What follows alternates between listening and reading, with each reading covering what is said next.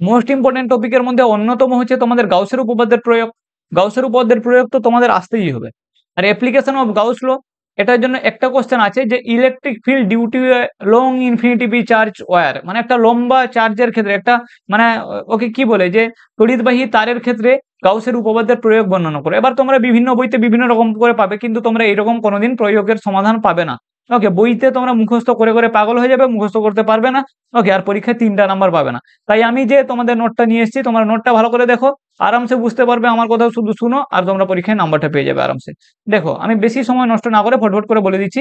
তোমরা এটা একটা লম্বা তার আছে, এই লম্বা তার এটা ইনফিনিটিভ তার, উপরের দিকে প্লাস ইনফিনিটি ভাবলাম, নিচের দিকে মাইনাস ইনফিনিটি, এই তারের মধ্যে পুরো আধান ভর্তি আছে।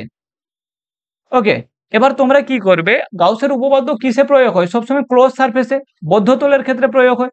তাহলে এই তারের জন্য কিভাবে তল কল্পনা করবে যে বদ্ধ হবে, তোমরা কি করবে, সিলিন্ডার শেপ, যে এখানে এরকম এই তারটাকে আমি এইরকম করে যদি এইরকম করি তাহলে সেটা হয়ে যাবে বদ্ধ, হ্যাঁ কি না? ওকে, আমার হাত বাঁকা নাকি ছবি বাঁকা, ক্লিয়ার? এটাকে যদি এইরকম করা হয় তাহলে সে ক্লোজ হয়ে গেল। তো এই ক্লোজ যে কোনো একটা ক্লোজ সারফেস চাই গাউসের উপপাদ্য প্রয়োগের ক্ষেত্রে, তাহলে আমি ক্লোজ করে নিলাম। তাহলে দেখো, এই যে এখান থেকে আমাকে আর ডিস্টেন্সে, ওকে, এখান থেকে আর ডিস্টেন্সে আমাকে কি করতে হবে, ইলেকট্রিক ফিল্ড নির্ণয় করতে হবে, এটাই হচ্ছে গাউসের উপপাদ্যের প্রয়োগ। তাহলে দেখো, আর ডিস্টেন্স পর্যন্ত আমি কি করবো, একটা গাউসীয় তল কল্পনা করা হবে, হয়ে গেল। তারপরে আমরা কি করব, বদ্ধ তলের ক্ষেত্রে গাউসের উপপাদ্যের তলটা এখানে কিরকম হবে, সিলিন্ডার হলে ভালো। তুমি তো গোলাকার করতে পারবে না, গোলাকার হলে হবে না, ইনফিনিটিভ আছে, ছোট ছোট পয়েন্টকে তোমাকে নিয়ে যেতে হবে। ওকে, তাই তল সিলিন্ডার শেপ হবে। ওকে, সোজা তারের ক্ষেত্রে তলটা কি রকম হবে, তলটা সিলিন্ডার শেপ, আর সিলিন্ডার তল কল্পনা করে নিলাম। এটা তো লিখতে পারবে, তোমাদের বোঝার জন্য বললাম। এবার তোমরা দেখো, এবার যে কোনো সিলিন্ডারের মধ্যে দিয়ে কতটা ফ্লাক্স যেতে পারে, তাহলে ফ্লাক্স অফ সিলিন্ডার হচ্ছে গাউসের উপপাদ্য বলে কিউ আপন এপসাইলন নট। আমি তোমাদের একটা জিনিস বলি যে ল্যামডা মানে এটার মধ্যে কতটা, যে এর তলমাত্রিক ঘনত্ব কত, সোজা তারের ক্ষেত্রে তলমাত্রিক ঘনত্ব কি, ল্যামডা সমান চার্জ আপন পার ইউনিট লেন্থ। ওকে, চার্জ পার ইউনিট লেন্থ মানে আধান আর দৈর্ঘ্য। তাহলে আমি এখানে এটা জাস্ট এই দুটো সূত্র তোমাদের আমি একটু জেনে রাখতে বললাম, তোমরা ভয় খাবে না, অনেক সোজা আছে। দেখো, এবার আমি তোমাকে বলছি আমরা কি কল্পনা করলাম, আমাদের গাউসের উপপাদ্য এই সিলিন্ডারের ভিতরেই আছে। ওকে, তাহলে এবার তোমরা এই সিলিন্ডারের ছবি আঁকলাম। তাহলে আমি সিলিন্ডারকে তোমাদের বোঝার জন্য আমি একটু এখানে সাইডে এঁকে দিচ্ছি। তাহলে এই হচ্ছে আমার সিলিন্ডার। এবার সিলিন্ডারের কটা সারফেস আছে, গাউসের উপপাদ্য সারফেসের মধ্য দিয়ে সে কি করবে, কারেন্ট যাবে, যাই বলুক সে। তাহলে দেখো, এটাকে আমি বললাম এটা একটা সারফেস 1, এটা একটা সারফেস নিচের দিকে আছে, সিলিন্ডার তো এখানে 2, আর এটা হচ্ছে আমার কি 3, তিনটা তল আছে কিনা বলো। এবারে 1 নম্বর তল, 2 নম্বর, এটা 1 নম্বর তল, এটা 2 নম্বর, নিচের 2 নম্বর, এটা 3 নম্বর, তিনটা, মানে 3 নম্বরটা কি হচ্ছে, এটা এই পুরো এই বক্রতলটা, আর এটা হচ্ছে গোলাকার, আর এটা হচ্ছে গোলাকার। তাহলে একটা সিলিন্ডারে তিনটা তল, তিনটা তলের মধ্য দিয়ে ফ্লাক্স যাবে। তাহলে দেখো, প্রথম তলটাকে দেখছি, ইলেকট্রিক ফিল্ড আমার কোন দিকে আছে, ইলেকট্রিক ফিল্ড হচ্ছে প্লাস থেকে দূরের দিকে, এইরকম করে ইলেকট্রিক ফিল্ড এদিকেও হবে, ইলেকট্রিক ফিল্ড এদিকেও হবে। ওকে, ক্লিয়ার, শেষ। তাহলে দেখো, ইলেকট্রিক ফিল্ড আমার এইখান থেকে সারফেস থেকে এইরকম করে যাচ্ছে, আর আমার এরিয়া ভেক্টর কোন দিকে যাবে, এরিয়া ভেক্টর সব সময় টুয়ার্ডস, মানে সারফেস থেকে বাইরের দিকে। তাহলে এই যে সারফেসটা আছে উপরে, যে এই যে উপরেরটা সারফেসটা আছে, এই সারফেসে এরিয়া ভেক্টর কোন দিকে যাবে, উপরের দিকে যাবে। এবার তুমি বলো, এরিয়া ভেক্টরকে ডিএ বললাম আর ইলেকট্রিক ফিল্ডকে ই বললাম, এর মাঝের কোণ কত ডিগ্রি, এই যে এইখান থেকে ইলেকট্রিক ফিল্ড আর ডি এর মাঝের কোণ কত, 90 ডিগ্রি হবে কিনা, অবশ্যই। এটা ক্লিয়ার? আরেকটা আমি নিচেরটা যদি বলি, এর এরিয়া ভেক্টর কোন দিকে যাবে, নিচের দিকে যাবে, আর এর ইলেকট্রিক ফিল্ড কোন দিকে, এদিকে অথবা ওদিকে, এদিকে যেতে পারে অথবা এদিকে যেতে পারে, মাঝের কোণ কত, 90 ডিগ্রি। তাহলে থিটার মান 90 ডিগ্রি। এটাকে দেখো, এর ইলেকট্রিক ফিল্ড কোন দিকে আছে, এইদিকে আছে, ক্লিয়ার? আর এর মাঝের কোণ কত, মানে এরিয়া ভেক্টর কোন দিকে, এরিয়া ভেক্টর সারফেস থেকে বাইরের দিকে, তাহলে এইটা সারফেস বাইরের দিকে। তাহলে এর ক্ষেত্রে তুমি কি দেখতে পাচ্ছ, এর ক্ষেত্রে তোমার যে এরিয়া ভেক্টর আছে ডিএ আর তোমার যে ইলেকট্রিক ফিল্ড আছে, এই দুটোর মাঝের কোণ তোমার কত আসছে, 0 ডিগ্রি। তাহলে এটাকে আমি φ1 বললাম, এর ফ্লাক্সকে 1 নম্বরের ফ্লাক্সকে আমি এরকম করে φ1, 2 নম্বরের ফ্লাক্সকে আমি এরকম করে লিখলাম কি φ2, আর আমার 3 নম্বরের ফ্লাক্সকে আমি এরকম করে কি লিখলাম φ3। ক্লিয়ার? তাহলে দেখো, টোটাল সিলিন্ডারে যে ফ্লাক্সটা কি আছে, φ1 প্লাস φ2 প্লাস ফ3। φ1 মানে কি, ফাই এর সূত্র কি, ইডিএ কোস থিটা, যারা জানো না তারা হাঁ করে বসে থাকো। তো ইলেকট্রিক ফিল্ডের সূত্র কি হচ্ছে, integration of close surface integration of ইডিএ cos theta. না জানলে এরিয়া ভেক্টরের ভিডিওটা দেখে নিবে, তুমি একটু চ্যানেলে যাবে, আমি তখন প্লেলিস্ট কিছু বানাই না, ওখানে সার্চ করবে, আরামসে পেয়ে যাবে ইডিএ কোস থিটা। এবার ইডিএ তো লিখলাম কোস থিটার মান কত, 1 নম্বরের ক্ষেত্রে থিটার মান কত আছে, 90 ডিগ্রি আছে, তাহলে ইডিএ কোস 90 ডিগ্রি। 2 নম্বরের ক্ষেত্রে কি ইডিএ কোস 90 ডিগ্রি। 3 নম্বরের ক্ষেত্রে কি ইডিএ কোস 0 ডিগ্রি।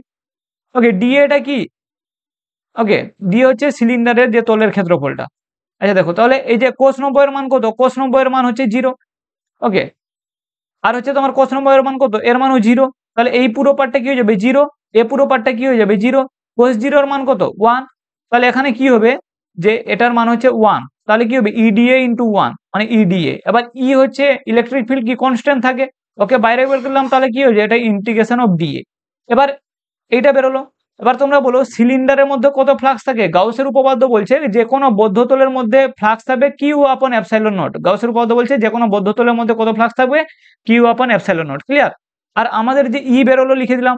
আর ক্ষেত্রফলটা কত না, আমি বলেছিলাম কি এটা হচ্ছে আমার যে এটা হচ্ছে সিলিন্ডার। এবার সিলিন্ডারের মধ্যে এর আমার ফ্লাক্স 0, এর ফ্লাক্সও 0, বাকি কোনটা পড়ে থাকলো, এটা বক্রতল বো লিখে দিচ্ছি, বো পয়রফলা। ওকে, বক্রতল। এবার চোঙের বক্রতলের ক্ষেত্রফলের সূত্র ক্লাস 8-9 এ পড়েছে 2πr_l। যারা জানো না চোঙের বক্রতলের ক্ষেত্রফল সার্চ করবে 2πr_l। তাহলে এখানে আমি ডি এর বদলে কি বসিলাম, পুরো 2πr_l। এবার দেখো আমি এই যে আমার এখানে একটা সূত্র বলেছিলাম যে কোনো ইনফিনিটিভ লম্বা চার্জ থাকে, তার যদি তলমাত্রিক ঘনত্ব তোমার ল্যামডা হয়, তো ল্যামডা সমান কি কিউ আপন এল মানে দৈর্ঘ্য বাই চার্জ। তো চার্জ সমান কি ল্যামডা ইন্টু এল। তাহলে এখানে আমি কিউ এর বদলে কি বসালাম, ল্যামডা ইন্টু এল বাই নিচে এপসাইলন নট, এটা 2πr_l। এবার এল আর এল কে ক্যান্সেল আউট করে দিলাম। এবার আমার এটা কি বেরোলো, ল্যামডা বাই এপসাইলন নট সমান ই ইন্টু 2πr। তো ই সমান কি হবে, 2πr কে নিচে দিয়ে দিব। তো ই সমান হচ্ছে ল্যামডা বাই 2π এপসাইলন নট আর। তাহলে এইটা হচ্ছে তোমার কি গাউসের উপপাদ্য প্রয়োগ করে কিটা পেলে তোমরা, যে একটা লম্বা তারের ক্ষেত্রে, ওকে, অ্যাপ্লিকেশন অফ গাউস লর প্রথম এটা প্রমাণ, ফার্স্ট প্রমাণ কি যে একটা লম্বা ইনফিনিটিভ তারের ক্ষেত্রের মধ্যে দিয়ে কত ইলেকট্রিক ফিল্ড, ইলেকট্রিক ফিল্ড কত হলো না এটা যে ই ইকুয়াল টু ল্যামডা আপন 2π এপসাইলন নট আর। তোমাকে বলবে যে ইলেকট্রিক ফিল্ড, এবার যারা একটু বেশি পড়াশোনা করতে চাও তাদের জন্য এটা যে ইলেকট্রিক ফিল্ড আর আমার যে ডিস্টেন্স, এই যে চার্জটা আছে এটাতে যত দূরে যাব ইলেকট্রিক ফিল্ড বাড়বে না কমবে। দেখো ইলেকট্রিক ফিল্ড আর যে আর ডিস্টেন্সটা আছে দূরত্বটা ব্যস্তানুপাতে আছে, মানে যত আমরা দূরে যাব আমাদের ইলেকট্রিক ফিল্ড তত কমতে থাকবে।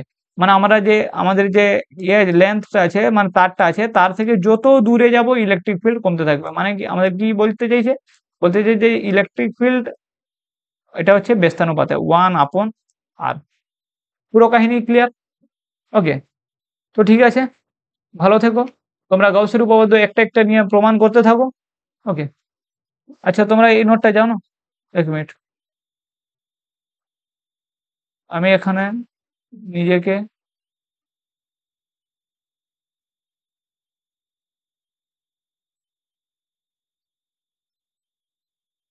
নিজেকে লুকিয়ে নিচ্ছি, তোমরা নোটটা নিয়ে নাও। ওকে, এই যে এইটা ইলেকট্রিক ফিল্ড। ওকে, দেখুন ক্লিয়ার, ঠিক আছে। ওকে, ভালো থেকো। তাহলে এই ছিল আমার আজকে ডিসকাশনের টপিক।